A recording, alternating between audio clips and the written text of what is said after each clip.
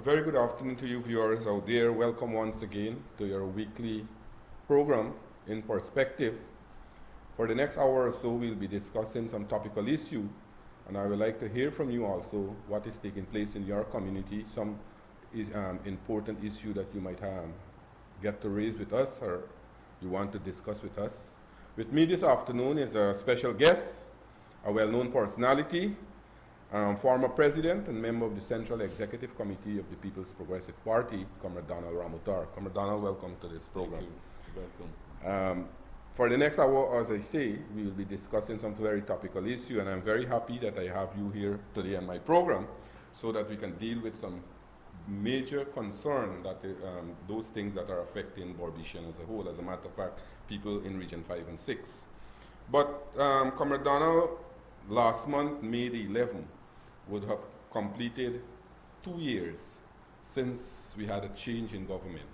And you know, in 2015, May the 11th, we had a change of government under very questionable circumstances. And up to now, we have a petition in the court that is pending. But as a former president, a person who was at the head of this country for 3.5 years, how you could summarize the last 2 years that we have had a change in government, in your own words, for Borbishan? I would say it's a missed opportunity in many, many ways. I wrote an article last week where I elaborated what was the condition, what was the state of the economy when the PVP Civic left office. And just to summarize, I would say that it was Guyana had the fastest growing economy in the Caribbean. We had a growth rate of approximately 4.5% to 5% over the last 9 years. It was the longest period of sustained economic growth in our country's history since independence.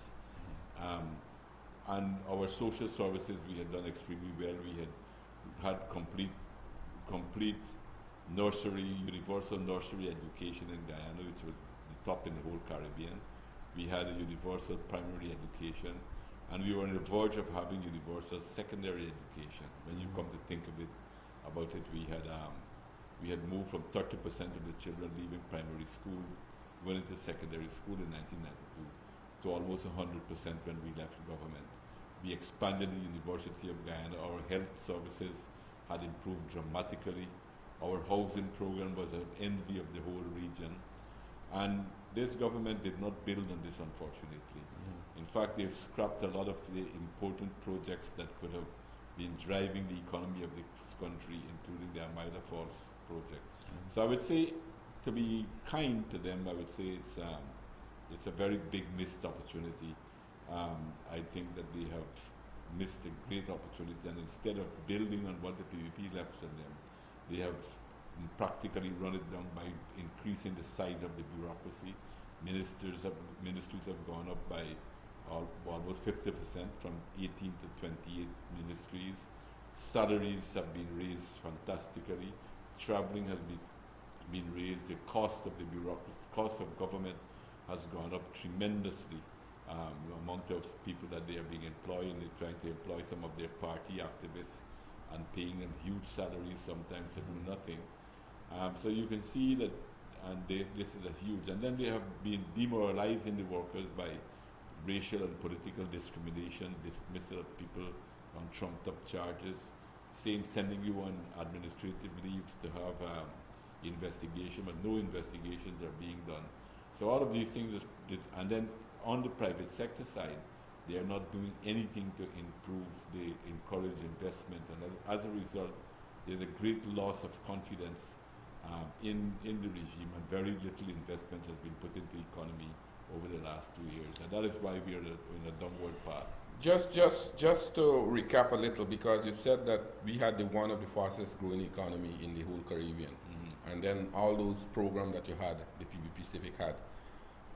In today's Kaichur on the headline, they quoted your former colleague, former President Jack Dale, at his last press conference, saying that Guyana Treasury there was a lot of money that the PVP left in the Treasury and things like that. But the Kaichur News is saying, they quoted from the ministers of this government now, saying that, look, they only inherited debt. Well, let me tell you about the debt in the first instance. When the PPP Civic got in government, the debt to GDP ratio, the foreign debt to GDP ratio, and this is not PPP's propaganda, this is what was sworn in a sworn testimony by the last PNC Minister of Finance, Mr. Carl Greenidge, when he said that the debt to GDP was 900%. It means that the debt was 9 times bigger than the country's GDP. When we left government, the foreign debt was reduced to only 39% of Guyana's GDP. Less than 50% of our GDP it had gone up, from 9 times bigger to less than 50% of the economy. So I think that alone testifies to the kind of misinformation, or to use a new term coined by Donald Trump, fake news, that the PNC APNU regime has gotten into. So that is totally untrue. We had brought down the debt. When we got into the government in 1992, we were paying 95% of government revenues were going to service the debts that the PNC left us. We paid $1 billion in debts that the PNC left us from our treasury, apart from the debt write-off and so forth that we had, and debt forgiveness. But coming from the treasury was $1 billion. So, and we reduced that to 4% of our economy going to service the debt by the time we left office in 2015 when we left government. So 4% of revenue. It was 95% of revenue, and now it's 4% of revenue. Okay. So you can see how far we have advanced. And if you look at the projects that they have going on now, the East Coast Highway, it's a project we started, we got the finance for it. They're talking about a project to connect the East Demerara, East Bank Road to the East Demerara Highway. That is money that is something we had planned, we had all the plans for, and we solicited the money for it. The new ferry that will be going to the Northwest District, it was we who negotiated that with the Indian government. The airport, which they messed up anyhow, because we had an airport, a turnkey project for $150 million. They now modified that. They broke the contract by modifying it, and we're going to have an inferior project for the same amount of money or more that is going to be costing us. So they really haven't done anything. They have been plodding along and just doing what if those projects weren't there when we left government, the economy would have collapsed already. And they haven't started any new project under their Nothing they have done. But coming now to the main issues, because in Berbice here, we have had a number of television programs and a number of meetings, especially by the AFC, leading up to the 2015 election. And almost every week, people like Nagamoto and Ramjitan is being DTV right across there and talking about to sugar workers, telling sugar workers how the PPP was robbing them, how they will increase sugar workers' salary and things like that. First of all, in your manifesto that you went to the 2015 election, I know for a fact that you had a plan to develop this industry and make it, take it to greater heights. If you want to mention that one, and secondly, your view with the action now that this APNU AFC government is taking on sugar. It's very clear that this PNC government is going to close the sugar industry. That is the direction that they're going. They've said openly that they're going to keep 3 factories, that is Albion, Blaymont, and High Flood. But now we're hearing that they're going to close High Flood. And how they're making High Flood unprofitable, the same way they're going to make Albion unprofitable. By closing Rose Hall Estate, they're going to make Albion Estate unprofitable, because the transport the cane from the Rose Hall Estate to Albion Estate will be a long time, and it will be very expensive to do, and it will carry up the cost of production in the Albion Estate and make what is a profitable estate, they're going to make it unprofitable. And there's absolutely no reason to close Rose Hall, because Rose Hall is also doing very, very well at this time. They have been meeting the targets and everything else. As far as Skellin is concerned, they're saying they're looking to privatize it. More or less, they're looking to give it away, because they have bad-mouthed it so much that it's very difficult to see that they will get much money for anyone to buy it, to privatize it. But that again, up to 2015, you remember in 2015 when they came to government, Skellin had reached its target and it was performing extremely well. and they beat their chest to say it's because they're Good management. good management and so forth. And now they are speaking about, they are once again bad-mouthing Skelland, instead of doing the corrective work that we were doing in Skelland, and we took it to the way and left it in their hands in 2015, meeting its target in that year in a very big way. The same thing is happening at High Flat now, because to transport the cane from Wales to High Flat is an impossible, it's a very expensive thing to do, and they're going to make High Flat uneconomical by doing that type of thing, and on that ground they're going to want to shut their estates down. So the whole direction seems to me is that they are moving towards trying to close the industry down, while at the same time talking, as they have done with everything else. They have been saying one thing and doing the other.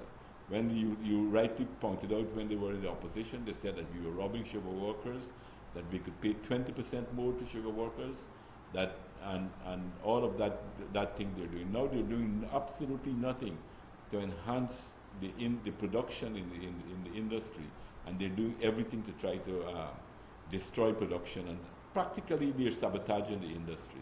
That is what they're doing, because the industry has a great, if they make the right investment in the industry, as we were doing, this industry has a tremendous role to play in our country. And if they're serious about a green economy, as they're talking about, then the best industry to deal with at a green economy is the sugar industry, because it's a renewable product. You can get from it ethanol, you can get from it another distillery, you can get cogeneration, as we started in Skelland already, and you can get so many other things that to deal with as far as the green economy is concerned. But the government, of course, seems gung-ho on not developing these things, but more or less to try to ensure that the industry does not succeed. Now, to bring to Borbetian, with the realization that a place like Rosal, Kanji, the entire Kanji, East Bank of Berbice, New Amsterdam, this part of Berbice solely depend on the sugar industry, Rosal Estate. Now, if you close Rosal Estate, the factory even, the economy in this part will suffer. But what about Wales? Can you give Borbetian what is taking place now in Wales, seeing that Wales is closed? Well, right now, it's not only the Wales Estate has been closed, but a lot of farmers, because 40% of the canes going to the Wales Estate came actually from farmers. Therefore, closing the Wales Estate also meant closing a large amount of other people's income. The private farmers themselves, the workers who work with them, stopped getting income as well. The business places, the business community in those areas were heavily dependent on the sugar industry, on the Wales Estate. Those businesses are floundering now, and you have a lot of bankruptcy. The purchasing power of the people has fallen, and you can already begin to see the increased poverty that is developing in those areas. And the same thing will happen in other areas as well. But more than that, it's not only going to be affecting immediately the impact will be on sugar workers and on the sugar community. But then it will have a big impact on the economy itself and other areas of the economy. But these people are so filled with, I don't know why they're so gung-ho on closing the industry down. It's going to impact on foreign exchange. Right now, the only reason our foreign exchange is where it's at because of the fear and the bullyism by this government when they're not allowing the market now to work anymore. They are telling the people that you have to only sell $3 spread, etc., etc., etc. So, but they will not be able to hold on to this for much longer, because with the sugar industry not bringing in the type of foreign currency that it is capable of bringing out, or it has been bringing all along the line, then that will be a huge fallout there, and it will affect the country as a whole. It will also impact on NIS, because a large amount of the NIS money that collects comes from the sugar industry. It will impact on income tax collection because of the workers' income tax that they have to be paying and so on. So there's a big impact on all of these areas. Apart from that, I think some of the arguments that the regime have been using is really false arguments about the unprofitability of the industry. As I said, true, the industry has problems and it needs investment and it needs to be transformed, etc. But it has to improve its management. It has very poor management at the moment. Let me give you one example. They said that they need to make the big shortage of labor at Enmore because a lot of workers getting jobs in different places at Enmore. But that has been happening before, and Enmore land has been 80% of Enmore land is laid out for machine-friendly operations that you can cut cane by machine. And in fact, when we were in government, 2013 or 2014, we moved some of the machines from Skeldon to Enmore and cut the canes in, and we had shortened the crop tremendously at Enmore by moving the machine to cut canes at Enmore. So they have all of that in their hands, yet they're moving to close these estates. It doesn't justify them. But I wanted to point out too that if you look at DDL has been making billions of dollars in profit. And where do they get their raw material from? It's the sugar industry, the molasses, all the drainage and irrigation areas on the coast. Right now, LBI is not operational. Right where I live in Ogle, Goodforwachton area, you can see all the drainage system has been blocked up, grown up, no cleaning has been done, and so forth. So if you had to pay Gaisuco for all the work that they were doing in the communities, the social services, and the social services that they were also doing it within the community, and also take into consideration the profitability of the country because of DDL's profitability, and the fact that DDL also employ a large amount of labor and so forth, it is hard to say that the sugar industry is unprofitable. It is not. And then, as I said, with a little bit more investment, the industry can do tremendously well. We can do refining of sugar. We have a 220,000 tons CARICOM market for refined sugar. Gaisuco could get that. Now Jamaica is moving in that direction. While American helping Jamaican. But coming back to it, I think that you mentioned it at Albion. Under the PPP government, we started some ethanol production. Yes, right at Albion, we already had an experiment going on. The thing is so clear that it is very clear that the leadership in this government has less than secondary education as far as economics is concerned. Because you have guy oil in your hand, you have Gaisuco in your hand, you can produce ethanol, you can reduce your import bill for fuel for cars and so forth by 10% immediately, and that money could go to Gaisuco. Or you can set up another company, a joint company with Guy Oil, and that is the direction that we were going, to set up another company owned by Guy Oil and Gaisuco, so that they could share the profit and have separate management, efficient management, and so forth.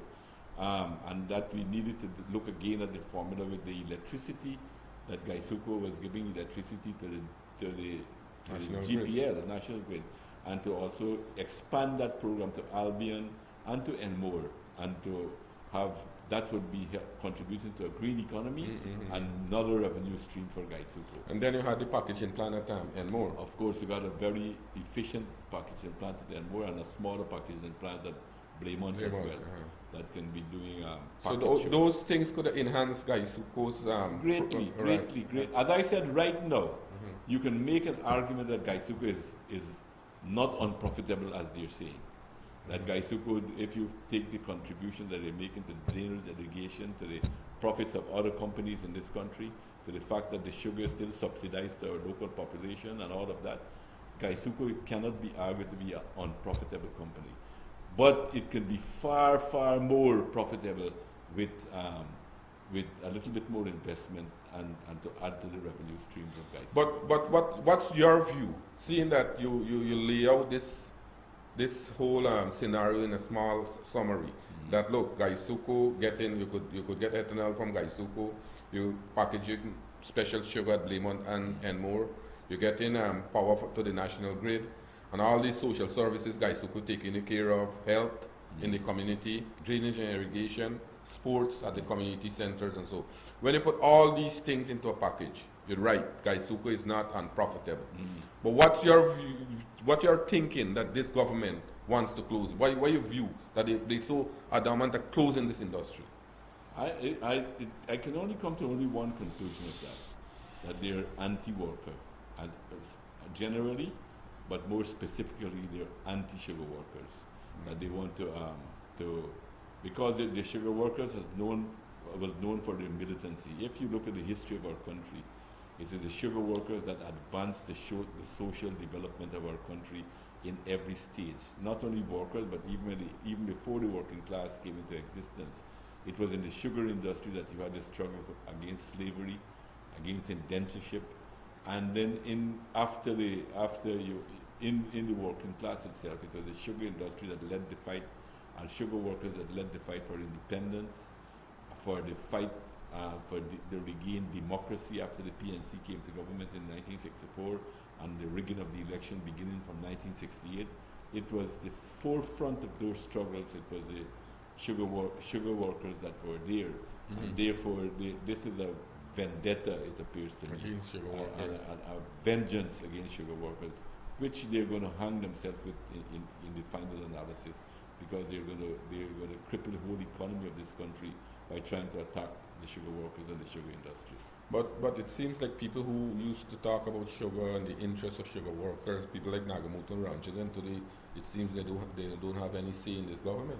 They not only don't have any say in the government, they have adopted the philosophy of the APNU completely to be very deceptive and very anti-working class. They have become very anti-working class now, because they have changed their position, and what is more important for them now is the prestige of being in government and the perks that they get from being in government, because this government has already given them a 50% increase, and there are huge amount of increases in traveling and so forth. So there's more self-interest now that they are But why would the government commission a commission of inquiry to look into the affairs of the sugar industry when the same COI said not to close the sugar industry and they're going against it, and it's been over $60 million to commission this COI? But the only thing, as I said, that I could think about is the fact that it's a vengeance. It's a vendetta against the sugar workers, because as you rightly point out, that their own COI did not recommend closure of any estate, for that matter. And for them to be doing that now, it shows that in the leadership of the government, there's a strong anti-worker and anti-sugar worker sentiment that exists there. Viewers, you are looking at the live program. I am chatting here with former President Donald Ramotar. In a few minutes' time, I will be taking your call. Let us hear from you what is going on in your community. What is of interest to you? You could call in. The number now is on your screen. You could call in. You could have a chat with the former president, ask any question. But Comrade Donald, two other important points I want to raise with you. Recently, I have seen, and this is an interest for people around the country, two lists that were submitted by the People's Progressive Party or by the leader of the opposition for chairman of the Elections Commission. Both lists were rejected by the president, and the first list, he said that the people is not suitable, that the opposition leaders submit a second list. He submitted a second list, and yesterday or 2 days ago, it was in the news that he rejected that list also. Your take on this matter, because when you look at the list, all 12 persons that were submitted with the two lists, those people are people who are qualified, to my knowledge, people who are in society are not politically biased for any one side. But what is your take on that? Well, I think it's extremely worrying. It's worrying from several points of view. But first of all, let me deal with the list. That list has been submitted by the leader of the opposition, but that list is a list that has been given by almost the whole country, because the leader of the opposition went on a wide consultation that included all the important civil society, almost the total civil society. And that list did not come out from, in fact, if you examine that list, you will, the 12 names that have been submitted, you see many of them have been very critical of the PPP Civic in government, and even outside of government, they have been critical of the PPP Civic. Therefore, the list, as I said, must not be seen only as a list of the leader of the opposition or a list by the PPP Civic, but this is a list that was given by the broadest consensus of the whole society. Now, the second thing about that is very worrying about it, that our constitution states that the list should be former judge, or people qualified to be a judge, or any other fit and proper person. And since 1992, the only person that was qualified to be a judge that held that position was Mr. Donald Singh. The rest, Rudy Collins, Edward Hopkinson, Joe Singh, and Suraj Bali. None of them were judges and so forth. But the PNC knows that, and the president knows that, because the president's name was submitted by the late Desmond Hoyt to the President Jaglio to be considered as a person to be considered to go on this. Mr. David Granger, now president of the country, his name was submitted, and he's not a lawyer, and he's not a judge. Mm-hmm. So that is one thing to point out. That makes it even more worrying. Why is it that and in fact, let me just make this point to you. When you had a judge, as a former judge at the head of the Elections Commission, mm-hmm. it's a period of time when you had the worst rigged election in our country in Harold Bullock was there. So it doesn't mean that the judge will give you free and fair elections. It's the whole system and the whole atmosphere that you create that is important. Now, the other thing too that is extremely worrying is the history of our country. The PNC, it's now accepted widely that the PNC, this president, in writing one of his books about elections, even mentioned that about the suspicion and the rigged elections in the past.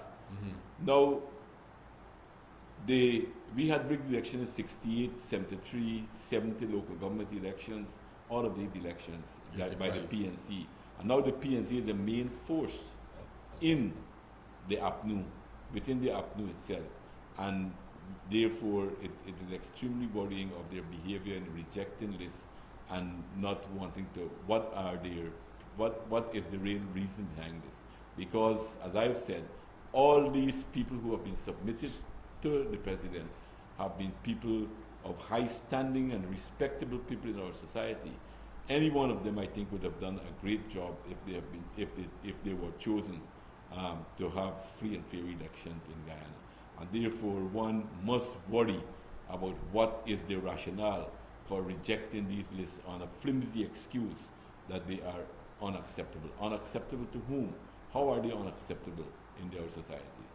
But if you look today, I believe Demerara Wave was reading, and he said that all 12 persons must be qualified. If you summarize what he said, should be qualified to be judges. Yeah, but that's not what and the that is not in the Constitution. That is not what the Constitution says. So what you feel? What is your view now that saying that he has rejected the second list and he called on the leader of the opposition to submit a third list? We got to worry about the motives. Do they want to postpone elections as they did when the elections were supposed to be held in 1990? So they're dragging their foot out as much as possible to delay this process? Or are they planning to rig the elections? All of these things we have to worry about, and we have to look at these things and make sure that they do not succeed in these plans, that they have plans that are not above board. But it is very clear by this, the very behavior of rejecting these lists with such eminent people who have distinguished themselves in our society, people who are not known to be friendly with the PPP and the PPP Civic or the opposition for that matter. And these are names that have been through, as I said, an elaborate process of consultation, and it accord with our Constitution. For the fact that they continue to reject these 12 names, it must raise people's suspicion about what is the intention of the APNU FC regime. But there is some rumors going around that the president already got a candidate in mind. I heard that too, and this kind of behavior will, even if that is not true, this kind of behavior will give credence to that rumor that you mentioned that is going on. And it now appears that you can't just dismiss it as one would have tend to do when you first heard it. But looking at the action of this regime, it now acquires some amount of credence that of what we were hearing all the time. We see the line going. Let me take the first call. Hello, good evening. I've lost that call. But coming back to this, another election, a local government election. We have had local government election not so long ago. But when the APNU FC, they were on the opposition, they were always fighting to set up the local government commission. I know for a fact that the PBPC has submitted, they have already submitted their 3 candidates. But up to date, we haven't seen the, any action on part of the government, either the president or the minister of communities. But that fits into the pattern of the behavior of this regime of saying one thing and doing something totally different. Up to now, not only that they haven't set up, they haven't set up back the Ethnic Relations Commission as yet. They haven't set up back the Integrity Commission as yet. They have many important, many of the rights commissions and so forth are still to be set up by this regime that was talking after 2 years, that we're talking so much about transparency and good governance. This is the worst type of governance that we have seen ever, apart from the period of when you had brutal dictatorship under the Barnum period. Hello, good evening. Seeing we have the phone keep going, and then when you put it on it. Hello, good evening. Hi, good evening. And where are you calling us from? From Bath Settlement. Bath, okay. Me need some advice. My granddaughter used to work on private school at Belvedere, Hampshire Belvedere. Okay. And the son her pay she salary, she get 45,000 per year. And every time she goes, it's an excuse. Can you please tell me what legal action I can take? You could go first to the Ministry of Labor, you know in Princess Elizabeth Road here, they got the Ministry of Labor. You go there and the ministry will intervene and ask him to pay your daughter. Right? Okay, in Alexander Street? No, in Elizabeth. Right, not far from Barbies High School. You go there and meet the labor officer. Yeah. And explain and tell him that your daughter was working and she didn't receive her payment. Yeah, my granddaughter. Okay, good. The school is Mr. What is my name? Yusuf's son. Okay, well you could go there and and discuss, find out from the labor ministry and then settle the matter with him, right? Okay, thank you. All right. So the lady calling that her daughter was working and Yeah, but coming back to the sugar industry, I think that in Barbies here, I feel that almost close to about 10,000 people will be affected, right? Like places like Rose Hall. The whole of Providence will be out because you have to cross the creek. And that will not be feasible to take the cane to Albion. And then you get Skeldon. The privatization will reduce the labor force in Skeldon because people wouldn't keep labor force as a government, as what government was doing. So the whole of Barbies might be like a ghost town. Yeah, Hello, good evening. Yes, good evening. Where are you calling us from? I'm from Edinburgh Village. Edinburgh, okay. I just want to good afternoon to Donald. Yeah, Good afternoon. good afternoon. I just want to make a thing to you All right, go ahead, yeah. this I'll take. When the previous PNC government been running this country, when the refinery went to Jamaica, that money never used to reach Diana. And the same thing this president wants to do. Okay. When the refinery, when the oil will go outside there, refine. That money will not reach Diana. It will go in some bank in Germany. But the thing there is that, of course, I mean, there's a lot of studies got to be going into these things and so forth. But the important thing there is that we will not be having the value added on the crude oil. We will not be having the value added, and we will not be having the byproducts that the oil can give us. So therefore, we will be losing quite a lot from that. My initial looking at it, without the benefit of the deep studies that is needed or that has been going into this thing, we wouldn't be getting some of that. Hello, good evening. Good evening, sir. And where are you calling us from? Irish. Just kindly turn the volume of your television down, please. I think this new government is doing a wonderful job. I think closing down the estate is a very good thing. Because the way they will give everybody in this country, all the sugar workers, one check. One what? Check. Check. Okay. So that they don't have to worry nothing. Kind of sarcastic, right? Okay. That's Mr. Ray's plan, to give everybody one check. Okay. Well, you working in the sugar industry? Yes. Okay. At Albion? To fool everybody. I think Mr. Ray is one of the most dangerous people in this country. All right. Well, we actually got in our country, I think we'll be safe to say that we have a military government in civilian uniform. Yeah. Here. And they employing people, a lot of military men. The last one was the There's GPHC. nothing wrong with employing military people, but it's the military methods they're using to run government that is bad. Hello? Hello? But coming back, because a lot of young people who coming out now from university, and so they are you don't have any job creation in this country right now. No, because it's not only the government. I mean, of course, Green just said that there's a big opportunity. He himself mentioned in one of his controlled meet the press that well, you can go and make cocoa rice and sell plantain chips and cassava chips and so forth. But I don't think that will employ very many people and make pepper sauce and guava jam and so forth. I don't think that will employ many people. The employment will come when you create confidence in the economy. You got to create an atmosphere of confidence in the economy. You can't be running to people's yard because they have 4 banks of shallot and demanding that they pay tax and you hope that you will get production. You can't ask the jackass man, cartman to be paying license when he's also struggling and he's making a contribution to the economy of this country. The more than 200 tax measures that this government has put in place over the last 2 years are all discouraging production and having a negative effect on the economy.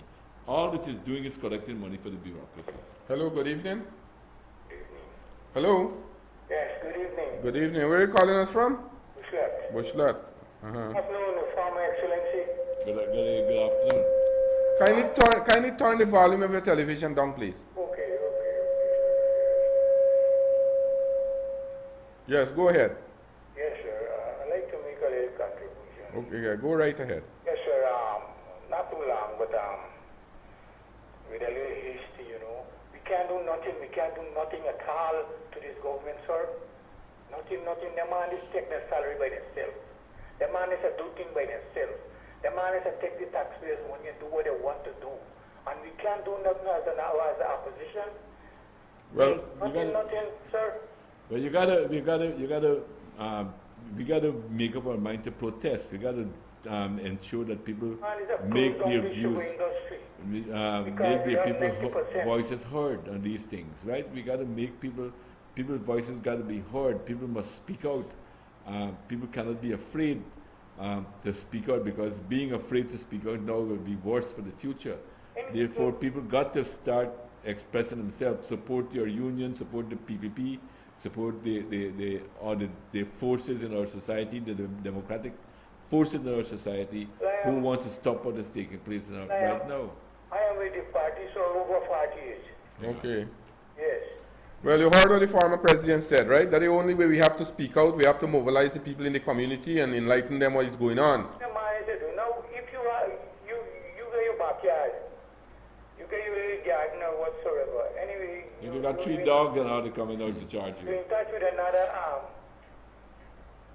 work, like how the aisle come now.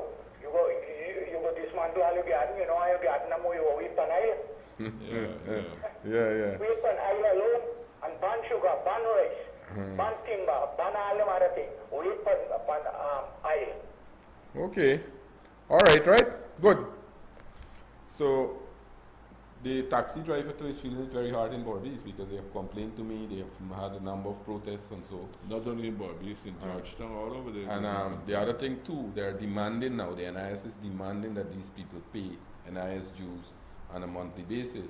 But the guys is not working a specific sum. So they are saying that the NIS is demanding $8,500 per month for them to pay to the NIS, and it's finding it very hard. They have to get a new tire and things like that. So the whole economy is down. And the traveling public, I met once, I remember I was going into a supermarket in Georgetown, and I met the taxi man, and it was about 12:30 in the afternoon. And he told me that things were very, very bad, and he told me for the whole day he worked for $600 for the whole day. So that I know that there's a lot, but this government seems only to try to collect money from people to enhance the lifestyle of the bureaucracy. Hello? Hello. Yeah. Good afternoon. Where are you calling us from? Good afternoon. Kindly turn the volume of your television down, please. Hello? Hello? Yes, sir. Yes. The man from Ferry teacher Jackass was talking to me. No, he wasn't saying something really. He was just making a sarcastic statement that you're doing a good job. He didn't mean it what he said. You understand how he said it? You understand? So let us deal with the issue. You want to discuss something with the former president? Yes. Uh-huh. Yes, state when it closed down. When it closed down, Rosal Estate. What are we going to do there? Okay. Well, this is what they don't care about. This is what they don't understand. Not that they don't understand. Sorry about that. They understand very, very well, but they just don't care. This is a callous government, and they just don't care. They feel that it's not their business. I mean, they said so many, many times. They said that it's not their job to create employment for everyone. That you can go and make plantain chips and make cocoa price. So it is just a callous behavior of people who just don't care what happened to people when they put them out of employment. Hello, good evening. Hey, good evening. And where are you calling us from? This from Skellen, Curvaton. Okay. I just called to say what happened to this country. Look, blah, blah, the PPP try to take over, but I also put a vote over there, and I get work. I be husband, I get work and so. Okay. You see, the man is want to close the galley, say them things, right? What the young generation of the picnic, them go do. They go hungry and dead. Well, you got to continue to support the PPP, and you got to get all your family and friends. Since I know that I am a small girl growing up, I know my family is PPP. More than ever now, you need the support of the people in order to change things. If not in the bar, that they don't cherry dress and everyone to own our land today. All right, yeah. All right, good, thanks. I'll go always start on I try to see why you're going to try call an election quicker and get back this country. Okay. All right. But, Comrade Donald, this is a talk going around amongst the laymen and so about people talking about, could the country have an election before 2020? It can, yes, but to do that, something has the government can call an election anytime they want. I mean, but of course they got to get the GCOM and they got to get the elections commission in place and so forth to get the conditions ready. So the government can call an election if they want before the time. Or if you have like what is taking place in Venezuela now, where people have unrest to force an elections, that is the other possibility of how you can have an elections. Hello? Hi, good afternoon. Good afternoon. Where are you calling us from? I'm calling from Bryman's Urban. Bryman's, okay. Yes. I just want, the more people I tell the story, I feel very much good. Okay. Good. Last year, February, that would be 2016, I was ordered 10 injection at the hospital. I went there and I was given wrong injection. Okay. From 2016 February to now, both sides of my hips are black and blue. And we are at a year and a half actually. Yes, you know, and I keep talking about it. I went into the hospital. I brought it to the attention there, and the matron was sort of working on it. But then in December, I called and I said, well, what is going on? She said that the CEO here said that's not the way to handle the matter. He's going to handle the matter. I'm waiting from December of last year, and this is June, and I can't hear anything. Everybody I talk to, they're telling me this thing is going to be swept under the carpet. You went back since you spoke to the CEO? I tried to call him. No, I did not get to talk to him personally. Sorry. I spoke with him indeed at the hospital one day, and he said, I'm busy now. Listen. Come to me next week time. Call me before you come, and whenever you call, you're not getting. All right, listen what you'll do. You're living right at Bryman's here. kindly go to the regional chairman office. You ever went and visit him? He knows about it. Mr. Armogan? He knows about it. All right, listen, go back to him. Mario knows about it. All right, go back to Mr. Armogan and I will talk to him and we'll see how we could help you, right? Okay. I will remind him tonight that when he wants to go to him. I can go in the morning. All right, I will tell him that you'll visit him in the morning, right? Okay, Good, thank you. thanks. Well, that's the problem, but the problem at New Hampshire Hospital now that you now get basic drugs, things like diabetes medicine, insulin is not But here. that's a scandal by itself because we never had this problem when the Civic was in office. I never had this major problem because of good planning, well in advance, order drugs, make sure that the hospital was very well supplied, etc., etc. But these people saw this thing as a milking cow, saw this as something to get rich. They wanted to get their hands on it. That is why they broke up all the system. It is not that they want to create a new system or any of the propaganda they were talking about corruption and so forth was true. Now you see the real reason for it, that they want to get their hands of the procurement because the importation of pharmaceutical billions of dollars. Hello, good evening. Hello. Yeah, we have. Yeah, but then you got a big scandal in Georgetown to with the drug one. What you rented? Yeah, and also a lot of the people who they're ordering drugs from, they're not up to standard. They're not delivering. They're ordering drugs on emergency basis. Well, there's a lot of shortage here. People are complaining. Hello, good evening. Good evening. Where are you calling us from? I'm Fryhead. Pardon me? Fryhead. Fryhead, okay. Please answer, Mr. Ramotar. Yes. Concerning the GCOM, right? So my issue is that Mr. Granger wants to have his own chairman. That is one.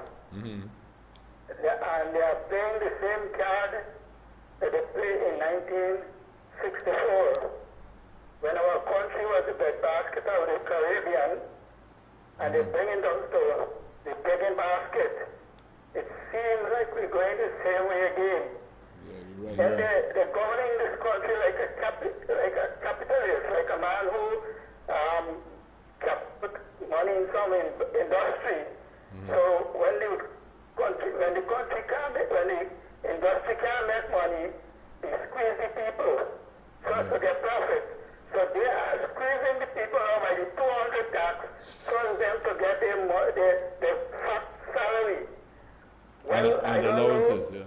They used to say that the PPP minister was soft cap. Well, I don't know then they say what kind of cap now. Another thing is beating me. That Nagamustu is the son of Chedi Jagan. And he knows the Jagan policy. He knows everything about Jagan. And I can see that he sits down with these people and cannot do something like what Chedi used to do so as to develop this country. Before I go, one thing to you, Yes, right? They want to spite the sugar workers. They want to spite the PPP because when in 1992 when they left this country right on, the sugar helped to win it back. Okay. Yeah. Right? With the PPP. And my view is that seeing that they're closing all the industry by the time the next election, the PPP will have a rough time to bring back this country. This is my view. All right, thanks for the call. The caller made Just to some make very an good important point about that, because you remember in 1990 this industry only produced 129,000 tons of sugar. So crises and problems are not unknown to the industry, but it will always come out stronger. And it can come out stronger here if they get the justice, support and understanding of this government. Hello?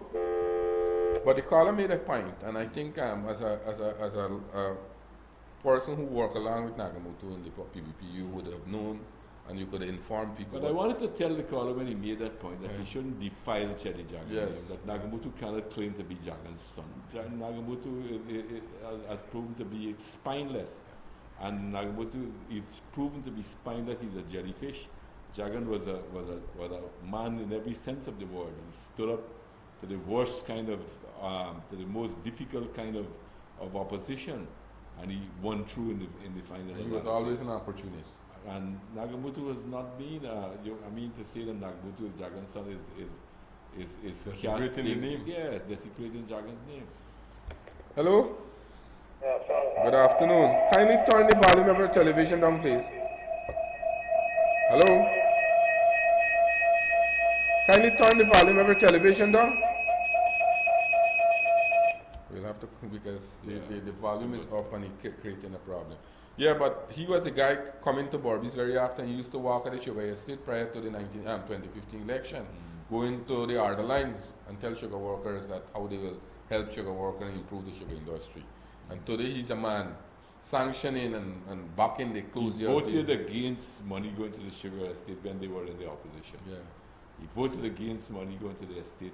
I mean, I don't know how people can still talk about Nagabutu as if he has any sympathy for anyone. Hello, good evening. Hello, good evening. And where are you calling us from? Babylon. Pardon me? Babylon. Okay, Cumberland. Babylon. Yes. Number 63. Okay, Babylon. Yeah. Okay. I'm calling to tell you all, when the APNU AFC was given a campaign before election, they did say they're going to close the estate and they're going to plant tilapia. But people still go out and vote for them. Okay. So now they didn't want a change. They don't have a change, they have changes. So what they say now? Well, now they're crying out back for PPP. Okay. Right? If they didn't realize that for 28 years, how they suffer, they would understand what would be going on now. Because at that time they banned potatoes, split peas, sardine and whatever. Yeah. Now they started to ban Milo, Ovaltine, condensed milk. Those things are out of the market. You're not getting them? And even now they make a law stop smoking in public. Yeah, well, That's a good law. well, but a lot of people can support that law, right? And Stop. that will, but then who will be the person that to hold the people that's smoking? The what? Who will be the what? They gonna get the law. The police will have to enforce the law. The smoking in public, right? When the police caught them, Yeah, they'll take a little thing, right? Okay. All right, good. Thanks for the call. But the caller made some very interesting comment there about the banning. There's Yeah. nothing in like Milo, Ovaltine, Well, they haven't- condensed milk on They the haven't shelf now. formally banned them, but people are not importing them. Right, because because of purchasing the power is falling. Right. yeah. Hello, good evening. Hi. Where are you calling us from? Zulfi. Good evening. Kindly turn the volume of your television down. Okay. In this country, we already experienced 28 years of the PNC dictatorship. It resulted those years broken homes, broken family, and a bankrupt economy. The poorest country in this hemisphere. We are again into another long run. If this coalition government should appoint an election commission until chairman, all by himself, I think that that is why it's going to lead to another duration of dictatorship. I think that in this country right now they're pulling wool over our eyes and bullying the people into submission.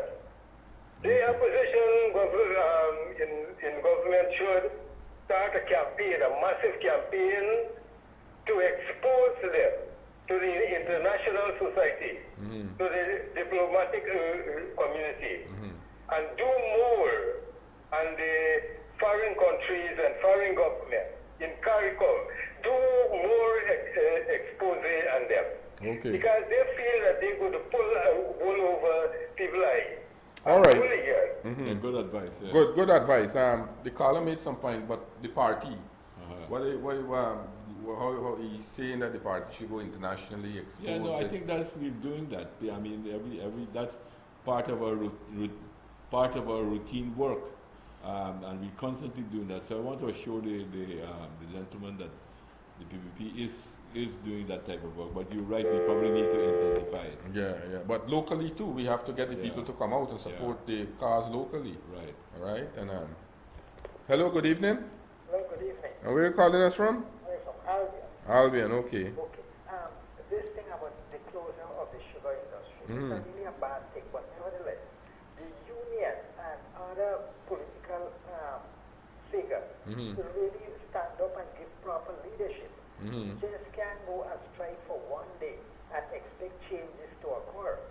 Look at France, with the labor union organized labor force to come out after work in the evening and hold demonstration day after day, day after day. You don't encourage people to go and strike just for one day and expect changes to occur. Okay. Do it on a continuous basis. Maybe in the evening or in the after or on weekends, week after week, but you just can't do it for one day and expect changes to occur. Well, Yeah, and not giving proper leadership and not going out, standing front. They are the ones who have to take the lead. all right, very good point. But you feel that the workers then will come out and strike. Not strike, but in the after work. Okay. Majority of workers would, and their families, and maybe other citizens of the community. And All not right. only at Rosa, but other parts of the country need to mobilize people. Okay, good. Thanks for the contribution. Okay, thank you. But the caller made some good Very, point. very important. But we have to look beyond the union now because this has become a political issue in the country. But it is both the union, of course, must be worried about what is taking place and concerned to represent the workers. But it's also, you're right, they got to be wide, the political parties, civil society, private sector people, because a lot of private sector business will be affected. The profession, the legal profession, because a lot of those things will be affected as well. You need a broad front to stop these people from doing this. Hello, good evening. Oh, good evening. Where are you calling us from? From Amsterdam. You're Amsterdam, okay. No, I heard one guy talking about asking if he could get the government removed by some other means. Now, supposing the people in the country decide to call for a referendum like what they did in Brazil and so on, what happens then? Well, it depends. The referendum is normally done on a specific subject, a specific issue. Well, the specific subject is getting the government out of power. Well, that would call for an election. You don't necessarily have to go for a referendum because it's the same process you have to go through, a voters list, and voting, and so on and so forth.